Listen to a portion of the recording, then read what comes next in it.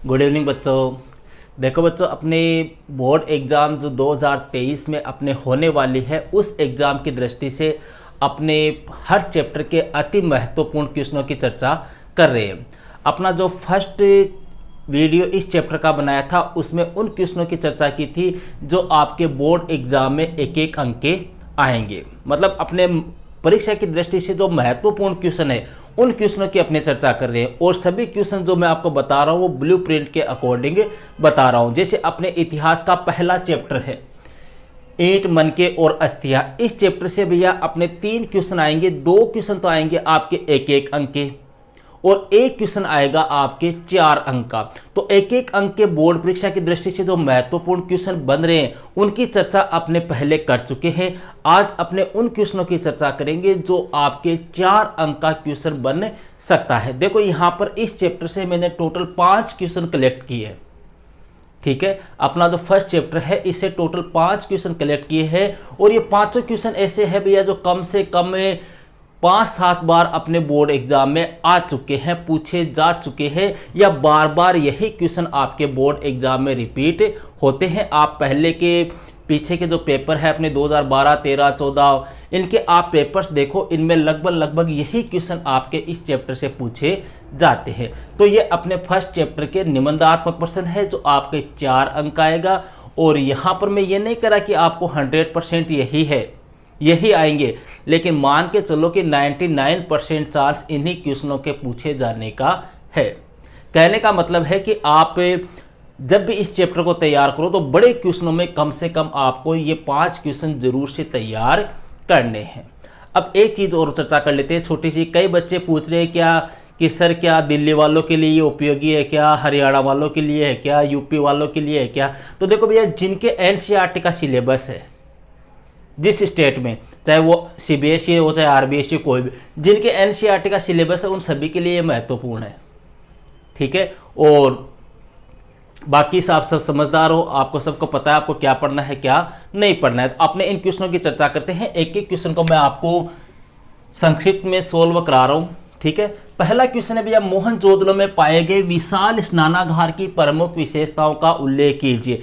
देखो, मोहनजोदड़ो सिंधु घाटी सभ्यता का स्थल है जिसका अर्थ होता है मृतकों का टीला। अब इसमें विशाल स्नानागार पाया गया भैया, इसकी क्या विशेषताएं है? बहुत सारी विशेषताएं। तो अपने को आंसर कैसे लिखना है कि मोहनजोदड़ो में पाए गए विशाल स्नानागार की प्रमुख विशेषताएं निम्नलिखित है। अब उसमें आप नंबर लगा के लिखते रहो कि मोहनजोदड़ो में जो पाया गया विशाल स्नानागार है वह किस प्रकार का है, आयताकार है, पहली विशेषता हो गई। दूसरी लिख दो कि इसके यह आंगन के बीच में बना हुआ है। तीसरी लिख दो कि यह चारों ओर से एक गलियारे के माध्यम से घिरा हुआ है। चौथी विशेषता लिख दो कि इसके उत्तर और दक्षिण में उतरने के लिए सीढ़ियां बनी हुई है जो तल तक जाती है। ठीक है, इसके अलावा इस स्नानागार के तीनों ओर कक्ष बने हुए हैं। एक कक्ष ऐसा है जिसमें एक बड़ा कुआं है। इसके अलावा भैया इसमें जलाशय से पानी एक बड़े नाले में बहता है।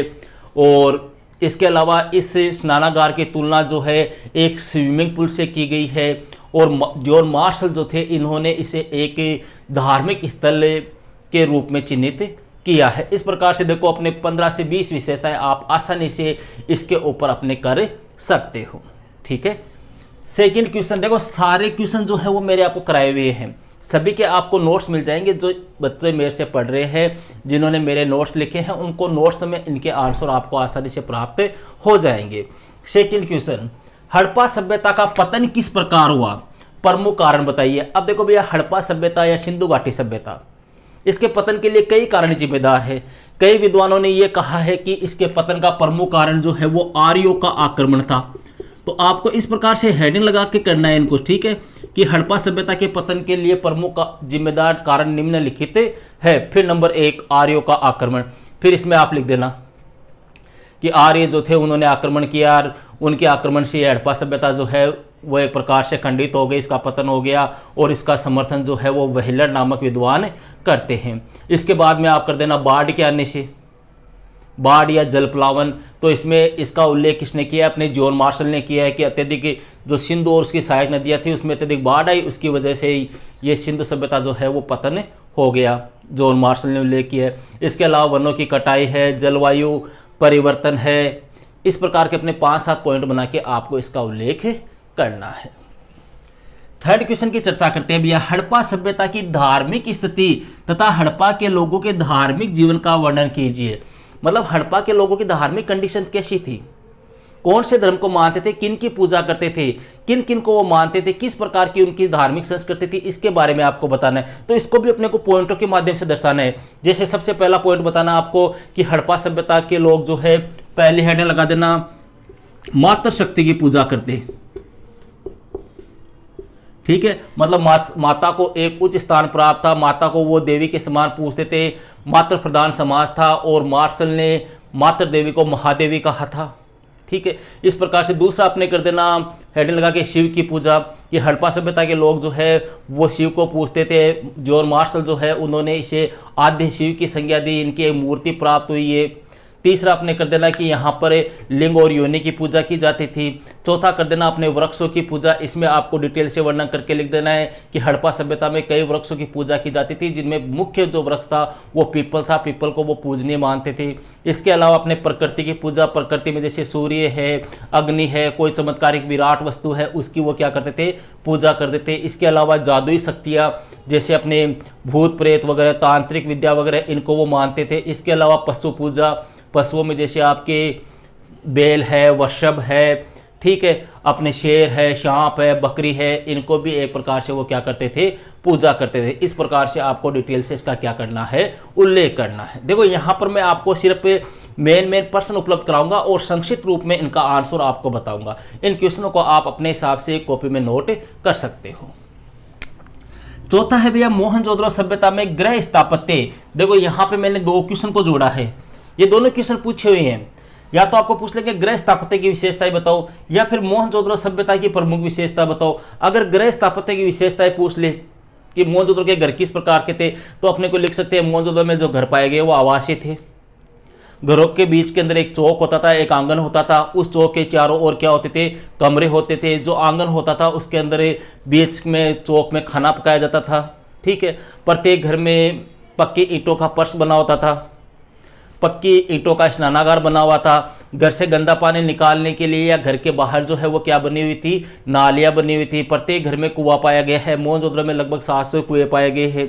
इस प्रकार से आपको गृह स्थापत्य करना है। अगर पूछ ले मोहनजोदड़ो सभ्यता की प्रमुख विशेषता बताओ, तो इसको आपको पॉइंट बना के करना है कि मोहनजोदड़ो सभ्यता की प्रमुख विशेषताएं निम्नलिखित है। पहली आप हेडिंग लगाना, एक सुनियोजित शहरी के अंदर, कि मोहनजोदड़ो जो है वो सिंधु घाटी सभ्यता का एक सुनियोजित शहर था।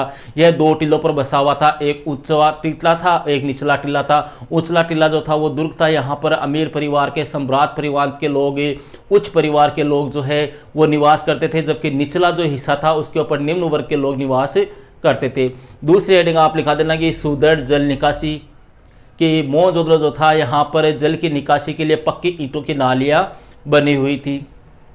इसके अलावा अपने विस्तृत सड़कें, कि मोहनजोदड़ो की जो सभ्यता है वहाँ पर सड़कों का जाल पाया गया है। सड़कें जो है वो एक दूसरे को कैसे काटती थी, समकोण के ऊपर काटती थी, सड़कें पक्की बनी हुई थी। इसके अलावा चौथा पॉइंट हेडिंग लगा के कर देना, अपने विशाल अन्नागार पाया गया है। यहाँ पे अन्नागार मतलब अनाज रखने का गोदाम, कि 6 पंक्तियों में 2 अन्नागार मोहनजोदड़ो में पाए गए हैं, जहाँ पे अनाज को एकत्रित किया जाता था। इसके अलावा सार्वजनिक स्नानागार कर देना, कि यहाँ पर एक सार्वजनिक स्नानागार पाया गया। उत्तर दक्षिण में इसकी सीढ़ियाँ बनी हुई है, चारों ओर से गलियारा है, इसमें कमरे बने हुए हैं। इस प्रकार से आपको पूरा डिटेल से वर्णन करना है चौथे क्वेश्चन का।